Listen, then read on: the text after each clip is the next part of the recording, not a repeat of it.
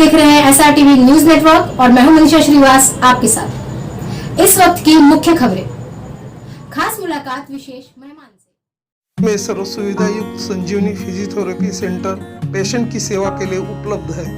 आइए जानते हैं सेंटर की संचालिका डॉक्टर एकता सलूजा से एक विशेष चर्चा में।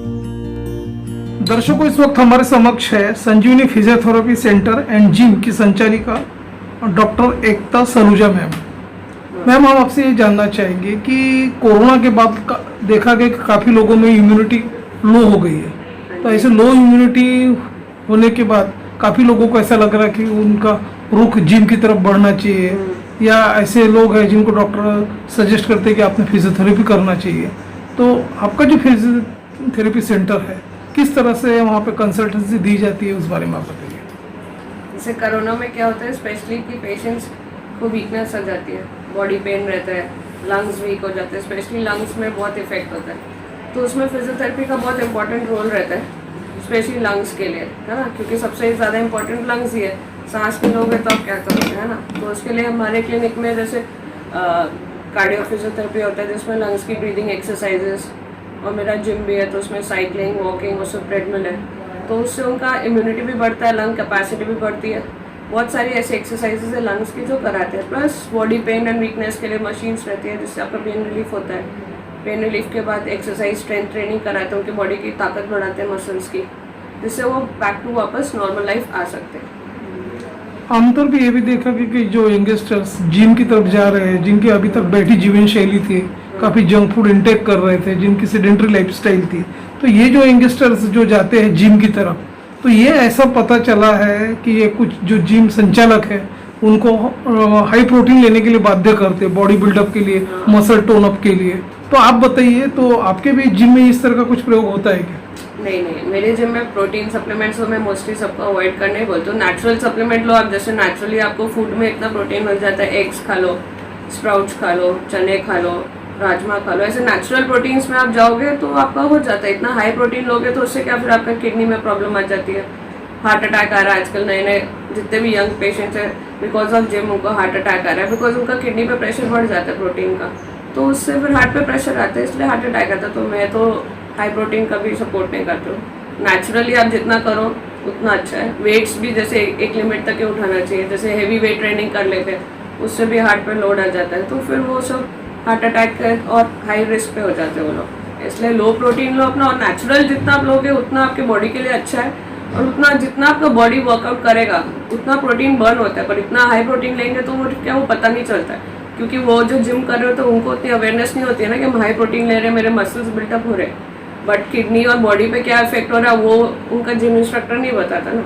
और अल्टीमेटली क्या होता है कि फिर वो हाई प्रोटीन के चक्कर में उनका किडनी डैमेज होता है, फिर हॉस्पिटलाइज होते हैं, फिर हार्ट अटैक एंड डेथ, ऐसे बहुत सारे केसेस बढ़ रहे हैं अभी। एज ए डॉक्टर जैसे कि आपके जो पर्टिकुलर सेंटर में जो लोग आते हैं, एक तो आप फिजियोथेरेपिस्ट भी हो, सेकंड थिंग आप जिम भी प्रोवाइड कर रहे हैं, लोगों को डबल बोनंजा मिल रहा है एक प्रकार से देखा गया तो, है ना। तो आप ये भी बताते चलिए कि ये जो आपका जो सेंटर है, इसमें देखा गया है कि जो फीमेल जो है, इनको देखा गया है कि ये सन एक्सपोजर नहीं मिल पाता, उनके हड्डियों में डिफिशियंसी आती है, तो ऐसे लोगों ऑस्टियोपोरोसिस महिलाओं में ज़्यादा बढ़ रहा है। तो ऐसे लोगों को आप क्या कंसल्ट करते, सजेस्ट करते हैं? ऐसे लोगों को जैसे हमारे फिजियोथेरेपी सेंटर में तो वेट बेयरिंग एक्सरसाइजेस रहती है, स्पेशली जैसे वेट्स उठा के वेट ट्रेनिंग करते हैं, तो उससे उनके बोन्स एंड मसल्स स्ट्रांग होते हैं। और बाकी सजेशंस मैं ये दूंगी, विटामिन डी के लिए उनको एटलीस्ट हर बंदे को सुबह सुबह एटलीस्ट वॉक पे तो जाना चाहिए, सन रेज प्रॉपर लेना चाहिए। और इंडिया तो वैसे भी नागपुर अपना इतना गर्म रहता है, सन की कोई कमी नहीं है, तो मेरे हिसाब से तो सबको एटलीस्ट मॉर्निंग वॉक सुबह at least for half an hour या 45 मिनट्स तो जाना ही चाहिए हर लेडी को। तो अपने आप नेचुरल विटामिन डी उनको मिलेगा, तो अलग से कोई सप्लीमेंट और वो सब लेने की ज़रूरत नहीं। और यहाँ पे क्या कंसेप्ट है कि हम बहुत काम करते हैं, सारी लेडीज़ अपने इंडिया में नागपुर में बहुत काम करते हैं, घर का काम करते हैं, तो वो क्या सोचते हैं कि वो उनकी एक्सरसाइज है, बट वो एक्सरसाइज नहीं होती, वो एक्सर्शन होते हैं। एक्सरसाइज उनको अलग पूरा 1 घंटा एटलीस्ट सुबह निकाल के करना ही चाहिए। और सुबह मॉर्निंग में वॉक करो, अभी गार्डन में इतने अच्छे अच्छे फैसिलिटीज़ दिए गवर्नमेंट ने, झूले लगाए हैं, फिर एक्सरसाइज की मशीन्स लगाई है, साइकिल लगाई है, वो सब यूज़ करना चाहिए मेरे हिसाब से सबको। rather than जैसे सब ओल्ड जो रहते हैं वो जिम नहीं आते, है ना, तो at least they can go to the garden and use all these machines और फिट भी रहेंगे और सनरेज मिल रहा है तो आराम से उनका vitamin D levels and all भी ठीक रहेगा। जैसे कि अभी जो कल्चर चल रहा है वर्क फ्रॉम होम, इसमें देखो कि काफी लोगों को बैठी जीवन शैली हो गई है, यस जंक फूड इंटेक कर रहे हैं, ओबिसिटी काफी बढ़ रही है, छोटे इसमें भी इनको डायबिटीज के प्रॉब्लम आ रहे हैं, डायबिटीज 1 डायबिटीज 2 भी बढ़ रहा है। तो ऐसे लोग जो अपना उस चीज को निग्लेक्ट करते हैं, ऐसे लोगों को आपका क्या सजेशन होता है?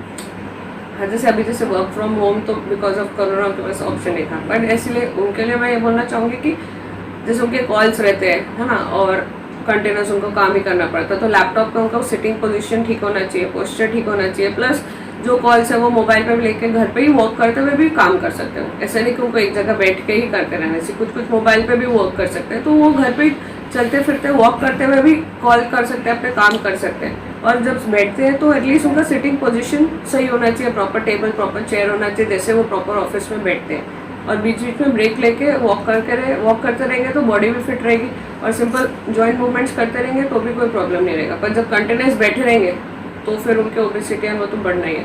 तो उसके लिए बेस्ट है कि बीच बीच में वॉक करो घर पे और बॉडी मूवमेंट्स करो, क्योंकि और तो कोई ऑप्शन नहीं रहा ना, अभी कोरोना में तो क्या ही करेंगे, work from home he option था। तो इसीलिए मेरे हिसाब से बीच बीच में उनको उठ के वॉक करते रहना चाहिए, या अपने घर पे टेरेस पे सुबह जाके वॉक कर सकते थे, जैसे कोरोना में गार्डन एंड ऑल भी बनते हैं। तो मेरे हिसाब से अपने घर के लोकेशन पे पास में वॉक करें तो वो सबसे बेस्ट है। डॉक्टर एकता सलूजा, विदर्भ और सिटी के दर्शक आपको लाइव देख रहे हैं। हमारे दर्शक, आपका नंबर भी स्क्रीन पे रोल आउट हो रहा है, आपका address contact number roll out हो रहा है। हमारे दर्शक यदि आपकी सेवाएं लेना चाहते हैं या ऑनलाइन कंसल्टेशन करना चाहते हैं या वीडियो कंसल्टेंसी करना चाहते हैं, तो वो किस तरह से आपको अप्रोच कर सकते हैं, उस बारे में बताइए। नहीं, जैसे मैं हमारे ऑनलाइन सब कुछ अवेलेबल है, गूगल पे है मेरा नंबर, एंड मैं हमेशा अवेलेबल रहती हूँ। कभी भी किसी को भी कांटेक्ट करना है तो मेरे मोबाइल नंबर पे व्हाट्सएप कॉल एंड उस पर भी कर सकते हैं, फेसबुक इंस्टा सब पे हूँ मैं अवेलेबल। तो किसी भी सोशल के मीडिया उससे आप वो मेरे से कनेक्ट कर सकते हैं इफ दे वांट। और कुछ पेशेंट हमारे ऐसे भी है जो अभी रिकवर हो चुके कोरोना से, लेकिन डॉक्टर ने उन्हें सजेस्ट किया कि आप फिजियोथेरेपी कीजिए, जिनको आर्थो के प्रॉब्लम थे। काफ़ी पेशेंट्स हैं जो ये जानना चाहते हैं कि किस तरह के फिजियोथेरेपी उन्हें मिलना चाहिए, तो आप उन्हें किस तरह से गाइड करोगे?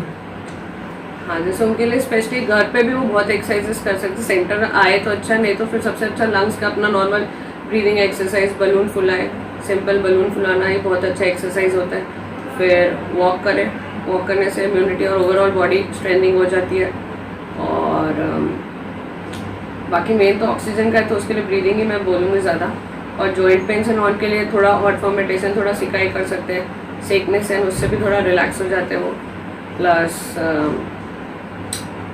और मेन सबसे इम्पॉर्टेंट है कि वो बाहर गार्डन में वॉक करें, तो उससे क्या ऑक्सीजन लेवल भी बढ़ता है, प्लस होल बॉडी इम्यूनिटी बढ़ती है। जितना वो बाहर रहेंगे उतना इम्यून होंगे, जितना वो घर के अंदर रहेंगे उतना उनके इम्यून सिस्टम लो हो जाता है। जैसे कि फंडा है, फिट है तो हिट है, तो आप ये बताइए कि एक फिट रहने के लिए किस तरह से एक लाइफस्टाइल मेंटेन करना चाहिए, उस बारे में बताइए।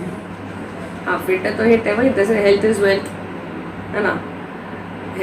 हेल्थ रहेगा तभी तो आप कुछ एंजॉय कर पाओगे, है ना। फिटनेस के लिए तो उनको बेसिक हर बंदे को मैं ये बोलूँगी कि एवरी डे एटलीस्ट 1 घंटा अपने लिए निकालें, एक्सरसाइज करें, कुछ भी एक्सरसाइज करें, योगा करें, फिजियो करें, जिम करें, whatever they are comfortable. जैसे आजकल योगा भी बहुत लोग करते हैं, और योगा घर में हो जाता है, अपना मैट बिछाओ, स्टार्ट करो, है ना। इसलिए उनको कहीं जाने की भी ज़रूरत नहीं। जो बहुत आलसी होते हैं, जिनको जिम जाना भी आलस आ रहा है, उनके लिए घर पे योगा करो, any kind of exercise, but they should do at least for an hour. अपने लिए 1 घंटा तो दिन में कोई भी निकाल ही सकते हैं ना। तो to stay fit and healthy मेरे हिसाब से तो 1 घंटा दिन में निकालना ही चाहिए अपने लिए, और एक्सरसाइजेस करनी चाहिए। अमूमन ये भी देखा कि काफ़ी लोगों को चटकारे खाने की आदत रहती है, ऑयली स्पाइसी फूड ज़्यादा लेते हैं ये लोग। तो जब आप फिटनेस की जब हम बात करते हैं, तो आप ये बताइए कि किस तरह से डाइट प्लान रहना चाहिए, उस बारे में बताइए। डाइट प्लान जैसे सबसे अच्छा है, एक तो मतलब बाहर का खाओ, ऐसा तो कोई भी नहीं कि जो नहीं खाता होगा ना। इसलिए आप एकदम मना करो तो पॉसिबल नहीं रहता, सब खाते हैं। तो इसलिए एटलीस्ट मतलब हफ्ते में 1 बार खाओ, कोई प्रॉब्लम नहीं है, खाओ, सब खाओ, पर थोड़ा थोड़ा खाओ। सब कुछ खाओ मेरे हिसाब से, पर थोड़ा थोड़ा खाना चाहिए, एकदम ज़्यादा भी नहीं खाना चाहिए। सब कुछ खा सकता है इंसान, थोड़ा थोड़ा खाए, और बाहर भी खाए तो हफ्ते में 1 बार बाहर खाओ, कोई प्रॉब्लम नहीं, खा सकते हैं आराम से। बाकी 6 दिन तो घर पे खाओ आराम से, तो उससे ऑटोमेटिक उनका डाइट कंट्रोल हो जाता है। और घर का अपना सिंपल रोटी सब्जी या दाल चावल सबसे बेस्ट डाइट रहती है, वो तो अपन सब यही खाते हैं, तो वो सबसे बेस्ट डाइट है। और बाहर का खाना तो हफ्ते में एक बार खाने में कोई प्रॉब्लम नहीं है, खा सकते हैं, पर ये कि जो रेगुलर खाएंगे तो फिर वो रिजल्ट भी उनको दिखेगा ही। जब संजीवनी फिजियोथेरेपी सेंटर्स की हम जब बात करते हैं तो आपके सेंटर में किस तरह से आधुनिक मॉडर्न फैसिलिटीज अवेलेबल है, क्या स्पेशलिटीज है, उस बारे में हमारे दर्शकों को आप बताइए। मेरी क्लिनिक में जैसे फिजियो का सब इक्विपमेंट्स अवेलेबल है, न्यू टेक्निक्स जैसे जो मैं हाथ से मान लो कराते हैं, टेपिंग है, देन हमारे काफ़ी डिफरेंट फिजियो के टेक्निक्स रहते हैं वो मैं कराती हूँ। प्लस मशीन्स में तो जिम के सारे मशीन्स हैं जो भी रहते हैं न्यू टेक्नोलॉजी वाले, electrical, treadmill, cycle, then cross trainers, और फंक्शनल ट्रेनिंग भी है मेरे पास, जैसे मेटल रोप, केटल बेल, सब ये सब न्यू टेक्नोलॉजीज़ वाले जिम वाले इंस्ट्रूमेंट्स हैं। एंड फिजियो के तो सारे मशीन्स है, traction, IFT, tens, ultrasound, all machines जो भी यूज़ होते हैं, और प्लस जो भी लेटेस्ट टेक्नोलॉजीज़ है वो सब तो हम लोग वर्कशॉप्स करके सीख के फिर अप्लाई करते हैं पेशेंट्स में। दर्शक पर्सनली आपके यहाँ विजिट करना चाहे आपके सेंटर में तो आपके सेंटर का एड्रेस क्या है, उस बारे में बताइए। मेरा सेंटर का एड्रेस है Sanjeevani physiotherapy clinic, Siddhi Vinayak celebrations के जस्ट बाजू में, मेन रोड पर ही है, NIT garden, opposite NIT garden, Trimurti Nagar, main road पे दिख जाता है। ठीक तो है, ऐसे कहीं अंदर गली वली में भी नहीं, just on the road. Thank you.